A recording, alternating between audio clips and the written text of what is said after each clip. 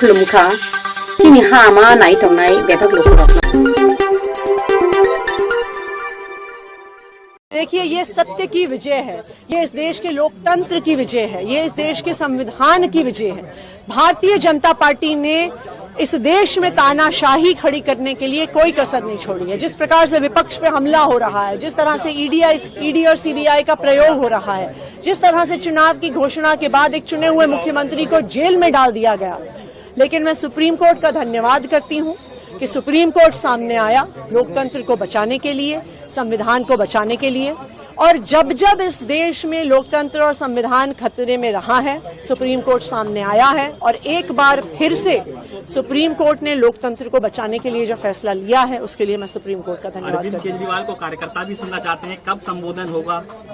अरविंद केजरीवाल जी आज शाम को तिहाड़ से बाहर आएंगे और मुझे भरोसा है कि वो दिल्ली के लोगों को और देश के लोगों को जरूर संबोधित करेंगे। अब ये थीम बदल जाएगी जेल का जवाब बॉक्स। देखिए, थीम इस चुनाव की एक ही है, लोकतंत्र को बचाने के लिए, संविधान को बचाने के लिए। और मुझे लगता है आज का फैसला ऊपर वाले का भी एक इशारा है कि शायद अब चीजें बदल रही हैं। जो इस देश के लोकतंत्र पर हमला हो रहा था, जो संविधान पर हमला हो रहा था, उसको बदलने का समय आ गया है।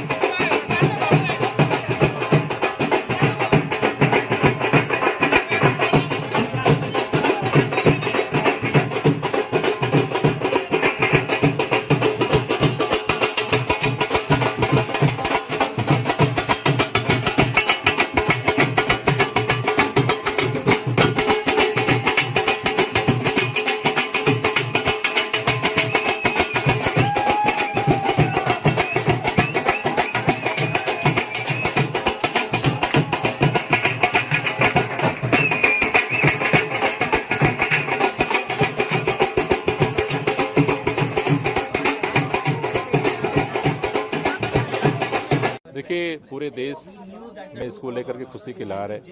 दिल्ली के लोगों के दिल में खुशी है, क्योंकि जिस तरह से भारतीय जनता पार्टी की सरकार ने इस देश में तानाशाही का अंधकार युग कायम किया था, लोगों को कोई रोशनी नहीं दिख रही थी। सुप्रीम कोर्ट के इस फैसले ने एक रोशनी की किरण दिखाई है, इसलिए पूरी दिल्ली, पूरा देश उनका शुक्रगुजार है। हम उनका धन्यवाद करते हैं और हमें इस बात का भरोसा है कि देश में जो इस तानाशाही के खिलाफ लड़ाई चल रही है, संविधान और लोकतंत्र को बचाने की लड़ाई चल रही है, अरविंद केजरीवाल जी के बाहर आने से ये लड़ाई और मजबूत होगी और देश ये लड़ाई जीतेगा। जेल का जवाब? जेल तो तानाशाही का ही प्रतीक है। जेल में जिस तरह से उन्होंने डाला, तो तानाशाही तो उनकी जारी है। तो जैसे उसी तानाशाही के खिलाफ अंतरिम बेल भी एक लड़ाई का हिस्सा है। अरविंद केजरीवाल के आने के बाद इस तानाशाही के खिलाफ लड़ाई और मजबूती से हम लड़ेंगे और ये लड़ाई जीतेंगे। भारत माता की, भारत माता की, भारत माता की। इनकलाब, इनकलाब, वंदे, वंदे। आज आपके बीच में आके बहुत अच्छा लग रहा है।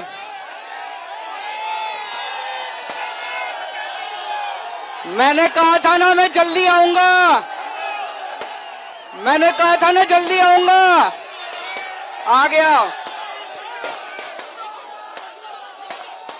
सबसे पहले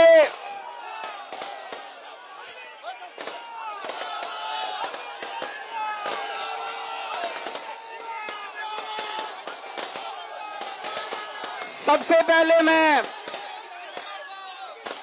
हनुमान जी के चरणों में वंदना करना चाहता हूं। हनुमान जी के आशीर्वाद से, हनुमान जी के आशीर्वाद से आज मैं आप सब लोगों के बीच में हूं।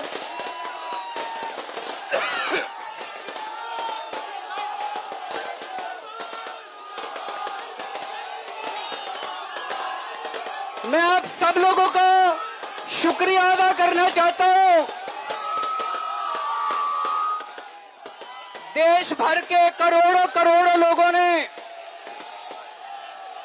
अपनी दुआएं, अपना आशीर्वाद मुझे भेजा।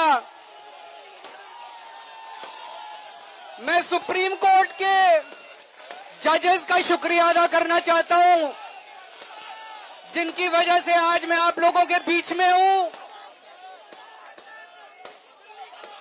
आप लोगों से एक ही निवेदन है, हमें सबको मिलके देश को तानाशाही से बचाना है।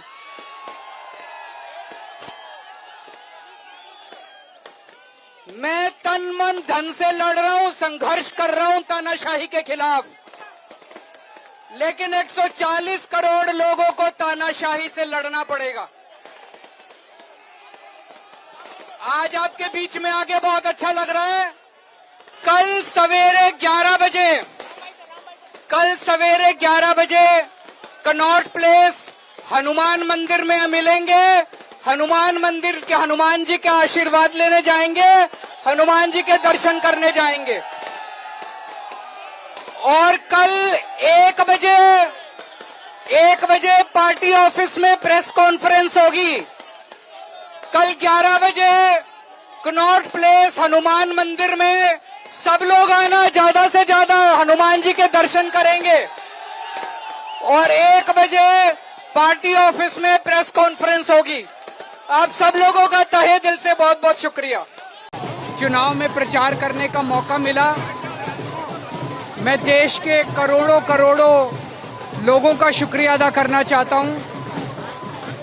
उन्होंने अपनी दुआएं भेजी, उन्होंने अपना आशीर्वाद भेजा, जिसकी वजह से आज मैं जनता के बीच में वापस आया हूं। और मैं हनुमान जी का उनकी वंदना करता हूं, उनके चरणों में वंदना करता हूं, जिनके आशीर्वाद से आज मैं जेल से बाहर आया हूं। हमें सबको मिलके आज देश बहुत तानाशाही के दौर से गुजर रहा है। हमारा देश 4000 साल से ज्यादा पुराना है।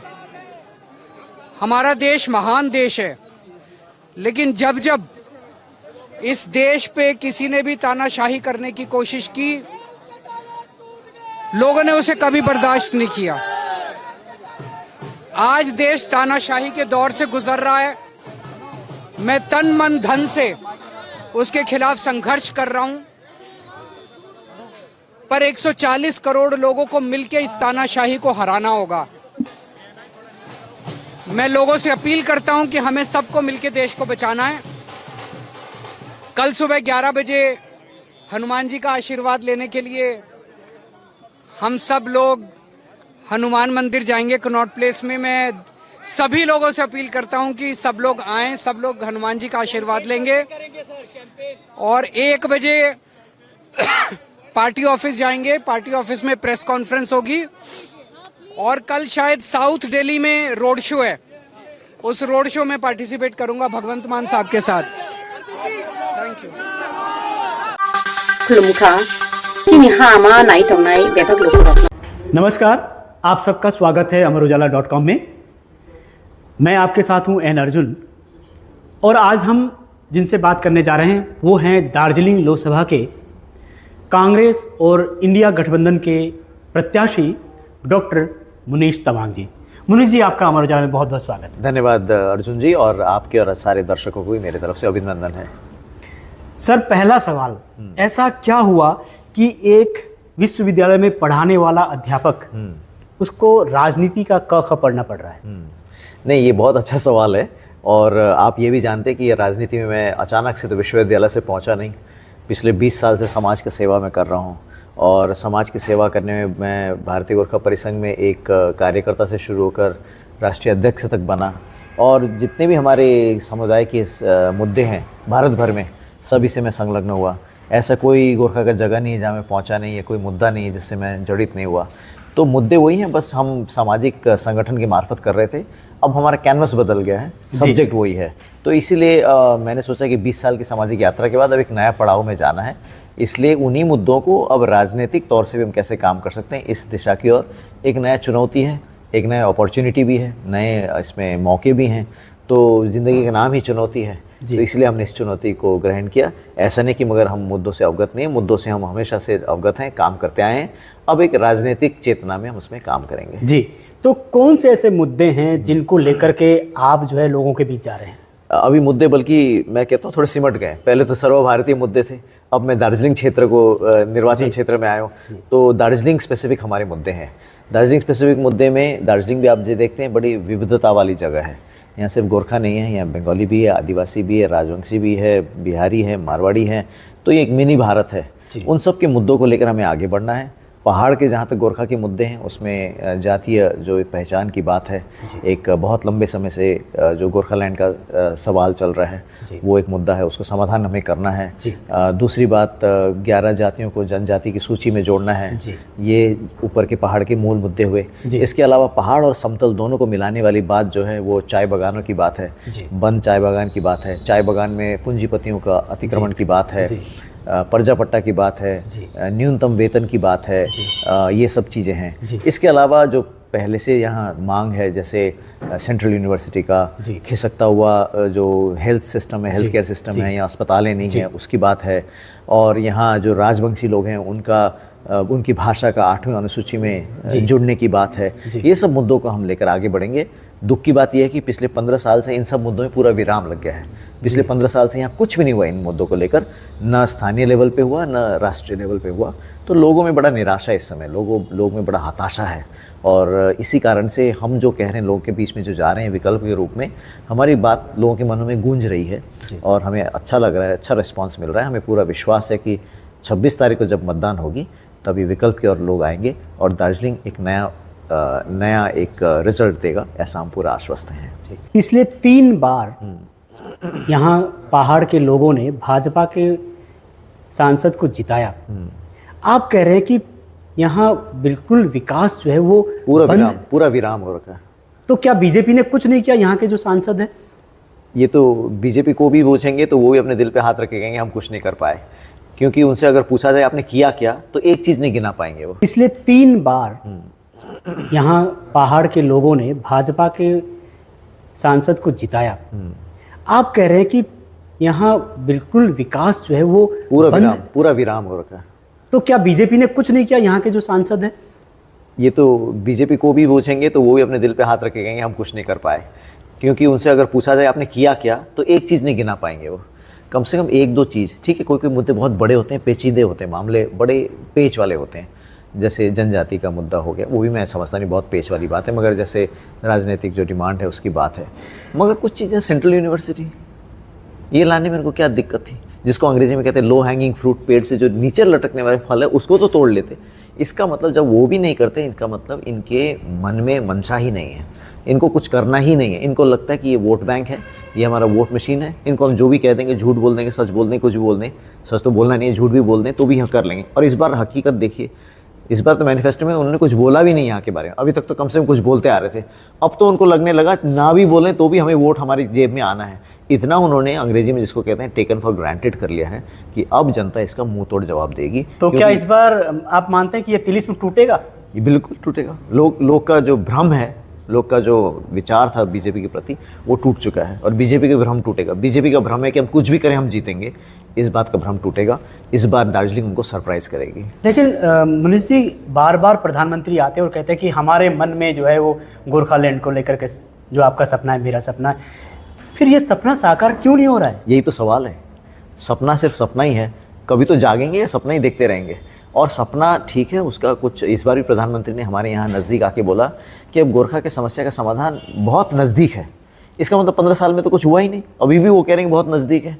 और मैं इसके लिए ये कहता हूँ, एक उदाहरण मैं देता हूँ कि आप कहते हैं कि रेलगाड़ी अब बिल्कुल एनजेपी के पास आ चुकी है, किशनगंज तक आ चुकी है, जबकि हकीकत में दिल्ली से चली ही नहीं रेल चली नहीं। तो क्या रेल तो अलॉट बड़ी बात कह रहे हैं, रेल अलॉट ही नहीं, बड़ी बात कह रहे हैं। बिल्कुल मुनीष जी, आप बहुत बड़ी बात कह रहे हैं कि रेल चली नहीं दिल्ली। जिम्मेदारी से कह रहा हूँ मैं इस बात को। रेल चली तो नहीं तो क्या, मैं तो ये कहता हूँ रेल अलॉट भी नहीं हुई। रेल रिपोर्ट चिनी हामा नाइदी चिनी हामा परिदी केसी